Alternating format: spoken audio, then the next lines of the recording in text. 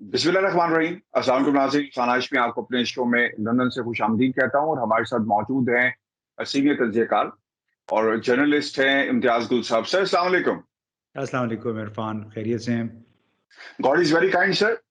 और अल्लाह ताला अफ़गानिस्तान के हालात भी बेहतर रखे। लेकिन सर जो कल हुआ है वहाँ पर धमाके हुए और फिर उसके बाद भी कुछ धमाकों की आवाज़ सुनाई दी। ख़ैर वो आपने बताया था कि कुछ डैमेज कंट्रोल किया जा रहा है, कुछ चीज़ें डिस्पोज़ ऑफ की गई और एक सिलसिला ऐसा है वहाँ पर। लेकिन हमारे लिए जो खबर है सर, अब कौन-सी फ़ोर्सेस हैं अफ़गानिस्तान के अंदर, जो एक्टिव हो रही हैं? दाइश की तरफ इशारा करवाया गया और फिर जो बाइडेन ने अपने उसमें बयान में भी कहा कि हम ढूँढ कर मारेंगे, निकाल कर मारेंगे। और सर ये तो वही सिचुएशन बनती जा रही है। 9/11 पे भी ये कहा गया था कि हम ढूँढ के मारेंगे, देख कर नहीं मारेंगे, पता करेंगे कहाँ पर है और जहाँ भी जाना पड़ा जाएँगे और वो गए भी सर। अब दाइश का आपको लगता है कि एक एंटिटी के तौर पे अफ़गानिस्तान में उभर रही है और जहाँ पर भी होगा, अफ़गानिस्तान में हो, दुनिया के किसी भी कोने में हो, अमेरिका उसका ताक़ुब करेगा और ढूँढ के मारेगा। देखिए इरफान, ये दाइश या आईएसआईएस या आईएसआईके, जुंदुल्ला, ईटीआईएम, अल-कायदा, ये बुनियादी तौर पे एक नज़रिए पे यकीन तो रखते हैं, यानी खिलाफत के नज़रिए पे, लेकिन ज़्यादातर एक फ्रेंचाइज़ेज़ में बँट गए हैं। एक टेररिज़्म के फ्रेंचाइज़ेज़ हैं हुँ, और अलाकार बन जाते हैं मुख्तलिफ़ क़ुव्वतों के, मुख्तलिफ़ मुल्कों के एजेंडे की बरारी के लिए। और ऐसा लगता है कि जो दाइश के हवाले से कल जो काबुल एयरपोर्ट पे हमला हुआ और उसमें फिर उन्होंने ज़िम्मेदारी भी कबूल की, ये भी बड़ी एक ताज्जुब की बात है कि इसमें अमेरिका ने, उनकी इंटेलिजेंस एजेंसी ने पहले ही मुतनब्बे कर दिया था कि टेररिस्ट किसी भी वक़्त अटैक कर सकते हैं। तो हुँ, इनको अगर इस तरह मालूम था कि वाक़ई कोई दहशतगर्दी का वाक़या होने वाला है, तो फिर उसमें ये पेशबंदी के तौर पे कुछ तो कर सकते थे कि जो तालिबान ने जो तीसरा सिक्योरिटी कॉर्डन बनाया हुआ है एयरपोर्ट के गिर्द, कम से कम वहाँ पे जाके ये लोग कुछ स्क्रीनिंग वगैरह करते, ख़ास तौर पे उन लोगों की जो वहाँ पे आ रहे हैं। क्योंकि आपको कई लोगों को ये नहीं मालूम कि जब ख़ास तौर पे गैर मुल्की सिफारतकार और जितनी भी सिफारती गाड़ियों में लोग लाए जा रहे हैं काबुल शहर से, तालिबान उनकी तलाशी नहीं ले सकते, ना ही उन्हें तलाशी लेने दी जाती है। तो बग़ैर सिक्योरिटी चेक के ये तमाम गाड़ियाँ जो हिफ़ाज़ती हिसार है, पहले हिसार में से वो दाखिल होते हैं, दूसरे में दूसरा हिसार जो है वो अफ़गान स्पेशल फ़ोर्सेस के पास है, जिनको पक्तिका के इलाके से लाया गया था। ये वो फ़ोर्स है जो जलालुद्दीन हक्कानी और हक्कानी नेटवर्क के मुकाबले के लिए तैयार की गई थी। आखिरी हिसार जो है वो फिर अमरीकियों का है, उन्होंने एयरपोर्ट को मुकम्मल तौर पे घेरे में लिया हुआ है। तो ये हमलावर जो हैं, अंदाज़ा कीजिए कि दूसरे और तीसरे हिसार के दरमियान पहुँचने में कामयाब हुए और वहाँ जाके इन्होंने हमला किया। अब इसका बेनिफिशियरी कौन है? एक आप अंदाज़ा ये लगा सकते हैं कि वो लोग, वो क़ुव्वतें, भले उसमें अमेरिका की एस्टेब्लिशमेंट के कुछ लोग शामिल हों, जो चाह रहे थे कि अमेरिका अफ़गानिस्तान से ना निकले और मुसलसल यहाँ पे मौजूद रहे। अब उन्होंने एक ऐसी सूरत-ए-हाल पैदा कर दी कि मतलब 90, कम से कम 90 अफ़गान मारे गए, 13 अमरीकी मारे गए हैं। और जो बाइडेन साहब की बातें फिर आपने सुन ली, उन्होंने कहा कि we will not forget, we will not forgive and we will hunt you down to pay the price. अब वो ऐसी बात है कि जॉर्ज बुश ने भी कुछ ऐसी बातें की थी, जब हुँ। 2001 में अफ़गानिस्तान पे फ़ौज कशी से पहले। तो अब इसका मतलब क्या है? क्या वो उन लोगों की बातों में आ गए हैं जो अमेरिका को अफ़गानिस्तान में दोबारा लाना चाहते हैं? या फिर ऐसे हालात पैदा करने की कोशिश की जा रही है जिससे तालिबान डिस्क्रेडिट हों और उनकी बदनामी हो? क्योंकि दाइश या आईएस इस नाम की एज़ सच कोई ऐसी तंज़ीम नहीं है कि जिस पे आप कह सकें, तालिबान की तरह वो नहीं है कि आप कह सकें कि वाक़ईतन ये लोग इतने पावरफुल हैं कि इस किस्म के धमाके, इंस्टेबिलिटी पैदा करके इक़्तिदार पे कब्ज़ा कर लेंगे। जो लोग इक़्तिदार पे कब्ज़ा करने की सलाहियत नहीं रखते, तो उनको क्या आप वाक़ईतन कह सकते हैं कि वो अपने मूवमेंट पे, अपने अकायद पे यकीन रखते हैं और उस अकायद की बरारी के लिए वो ये काम कर रहे हैं? मुझे इस बारे में काफ़ी शक है। सर ये आपने कहा कि मुश्किल होगा, तालिबान को डिस्क्रेडिट करने की कोशिश की जा रही है या वगैरह वगैरह, जो भी इसमें रीजंस हैं। तालिबान ने सिर्फ हुकूमत साजी के लिए सुप्रीम लीडरशिप काउंसिल का इजलास बुला लिया है।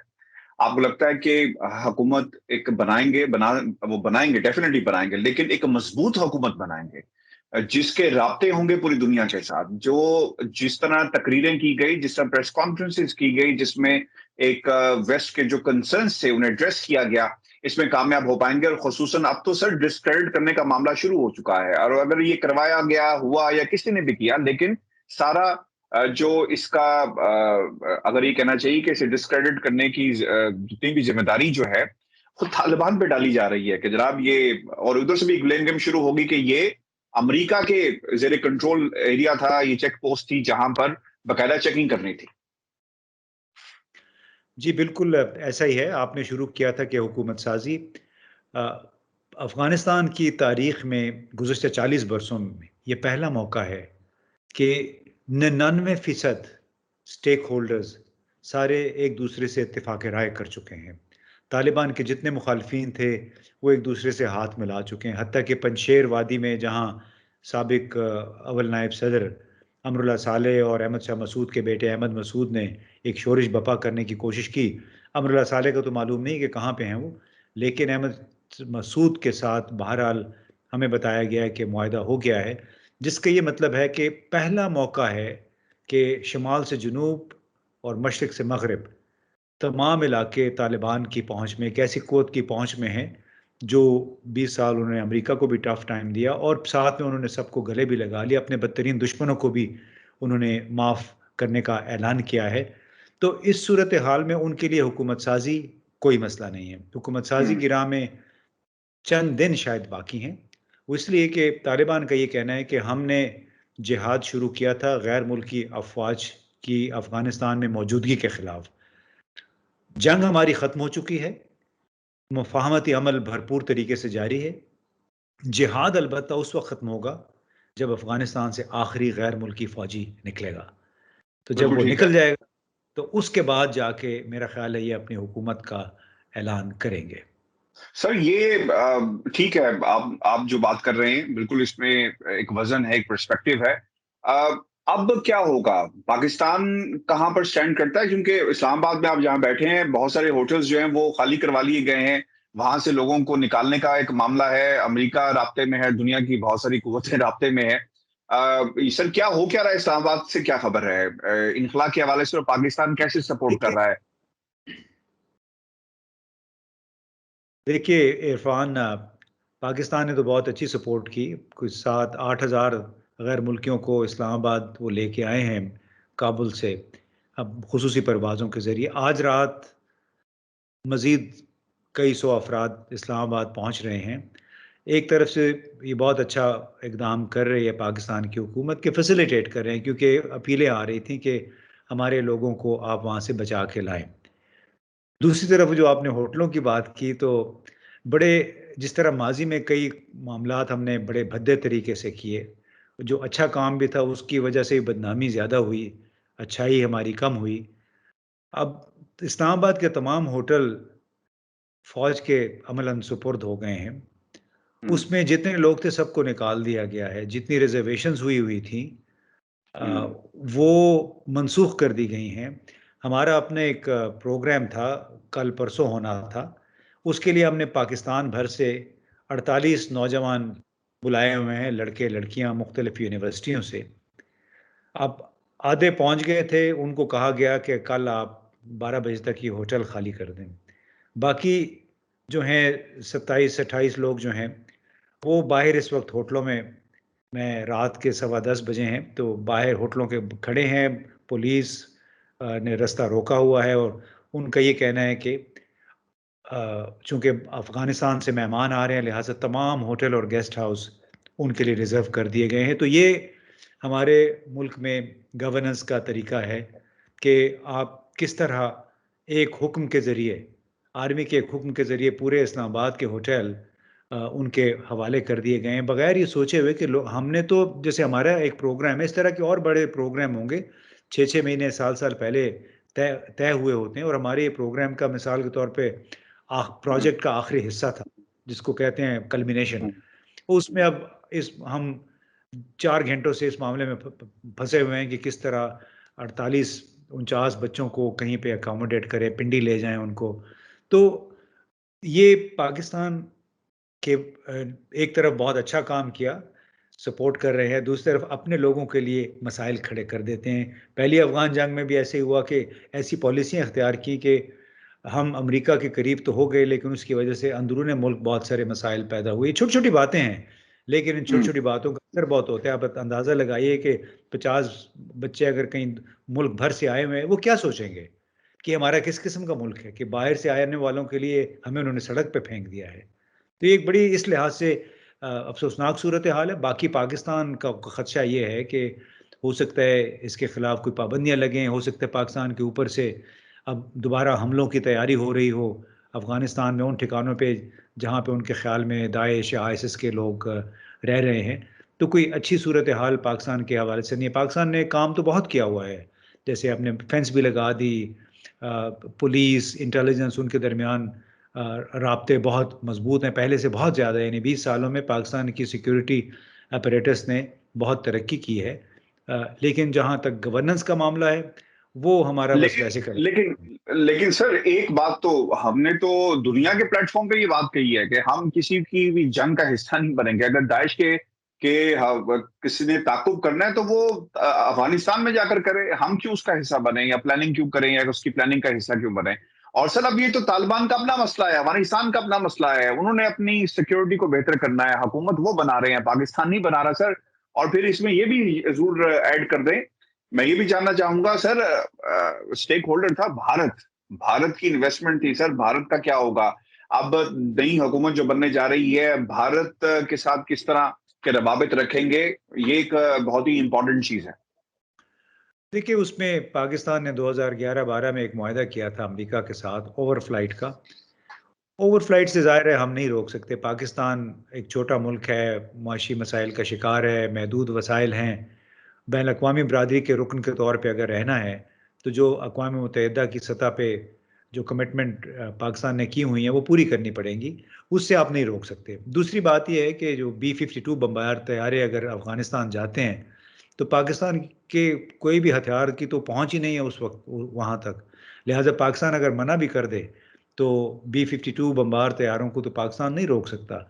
और अगर रोक दिया, मना कर दिया, मसलन आपने फ़ॉर्मेलिटी के तौर पे कह दिया कि आप नहीं जा सकते, तो उसका नतीजा भी आपको मालूम है कि किस तरह फिर आर्म ट्विस्टिंग हो सकती है, पाबंदियाँ लग सकती हैं, IMF के ज़रिए, वर्ल्ड बैंक के ज़रिए तंग कर सकते हैं, फाइनेंशियल एक्शन टास्क फोर्स के ज़रिए तंग किया जा सकता है। तो पाकिस्तान की इस लिहाज से बड़ी हसास सिचुएशन है और इनको हुकूमत को, फ़ौज को बड़ा कदम फूँक-फूँक के उठाना पड़ता है। बाहर बैठ के लोगों के लिए कहना आसान होता है, लेकिन जब आप इंसान घोड़े पे सवार होता है, तो उसकी सरकशी, उसकी बदमस्ती का अंदाज़ा फिर उसी वक़्त होता है। तो इस वक़्त हम एक भौचाल में हैं, एक ऐसी कश्ती में हैं जो भंवर में है, उसके आस-पास बहुत सारी दुश्मन फ़ोर्सेस हैं, तो उसमें से नेविगेट करना इतना आसान नहीं होगा। जहाँ तक इंडिया का ताल्लुक है, ज़ाहिर है अफ़गानिस्तान ने उसके साथ बायलैटरल स्ट्रेटेजिक एग्रीमेंट किया हुआ था, बड़े शौक से। तो तालिबान की हुकूमत अगर अभी बन जाती है, तो मुझे नहीं लगता कि उस बायलैटरल स्ट्रेटेजिक एग्रीमेंट का कोई बहुत ज़्यादा मुस्तकबिल बाकी रहेगा। और उसके लिए जो स्पेस था अफ़गानिस्तान में, वो काफ़ी महदूद हो जाएगा। उसकी बड़ी वजह, सबसे बड़ी वजह ये है कि एक तो जो नेशनल डायरेक्टरेट ऑफ सिक्योरिटी है, उसके जो चीदा-चीदा लोग थे, वो काफ़ी सारे फ़रार हो गए हैं। ये वो लोग थे जो डुअल नेशनल थे, जो जिनका काबा भारत था, जिनका काबा वाशिंगटन था। फिर उसके साथ-साथ बड़ी अहम वज़ारतों में डायरेक्टर और डायरेक्टर जनरल लेवल के जवान-जवान लोग थे, नौजवान थे, अफ़सरान, जिनकी तालीम और तरबियत भारत में हुई हुई थी, यूरोप में हुई हुई थी या अमेरिका से पढ़ के आए थे। अक्सर वो लोग फ़रार हो गए हैं। तो वो जो भारत जिन लोगों के ज़रिए अपना असर नफूज़ बढ़ा रहा था, कायम किया हुआ था अफ़गानिस्तान के अंदर, उनकी बहुत काफ़ी सारी तादाद अफ़गानिस्तान से मेरा ख़्याल है निकल चुकी है। कई लोग पाकिस्तान आ गए हैं, किसी को अब मालूम नहीं है।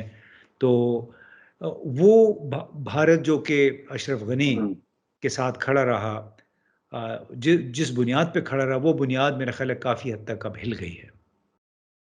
सर भारत की तो अभी मैं मुझसे किसी ने खबर शेयर की कि वहां पर ये जो आपका यूरेनियम की जो स्मगलिंग और इसका कंट्रोल का मामला, एक और केस सर सामने आ गया है। और इस खबर के मुताबिक कुछ लोगों को सर गिरफ्तार भी इस हवाले से किया गया है। और ये सर इसका मतलब तो ये हुआ, मैं आपके सामने ये सर ये खबर भी रख देता हूँ क्योंकि ये बड़ी इंपॉर्टेंट है और इस वक्त इसमें कुछ चीजें सामने आ भी रही। इससे पहले भी होता रहा कि radioactive substance worth 4,250 crore seize in Calcutta, और दो लोगों को सर अरेस्ट भी किया गया है इस हवाले से।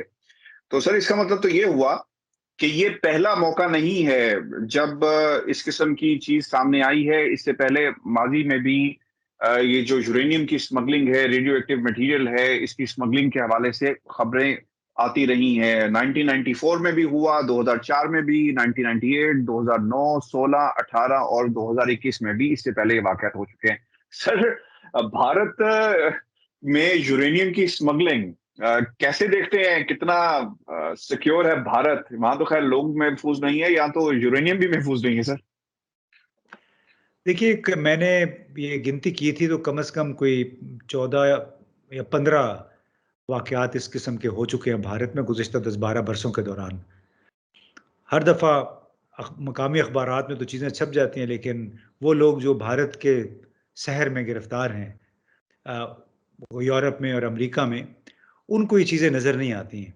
अगर नज़र आ भी जाती हैं तो दूसरी तरफ देखते हैं, they just turn a blind eye. इसलिए कि उनके बहुत गहरे इक़्तिसादी सियासी मफ़ादात हैं वाबस्ता भारत के साथ। इस वजह से इस नौइयत की खबरें वहाँ पे नहीं जाती। जबकि आज ही मैं हिंदुस्तान टाइम्स देख रहा था, उसमें कहा गया था कि अमेरिका को फ़ौरन पाकिस्तान के साथ सलाह-मशवरा करना चाहिए ताकि जो न्यूक्लियर हथियार हैं पाकिस्तान के, वो कहीं जिहादी लोगों के हाथ ना लग जाएँ। तो पाकिस्तान के हवाले से तो ये एक दोगली पॉलिसी इख्तियार कर रखी है पूरे मग़रिब ने। इंडिया जो है वो बड़ा ज़िम्मेदार मुल्क है उनकी नज़र में, और वहाँ पे कोई टेररिज़्म नहीं, वहाँ ह्यूमन राइट्स की वायलेशन कोई नहीं है। लिहाज़ा वो बिल्कुल पवित्र है, महान है। पूरे साउथ एशिया में महान तरीन मुल्क है, जबकि पाकिस्तान जो है वो सारी बुराइयों की जड़ है। इसमें कुछ हमारी अपनी भी खराबियाँ हैं।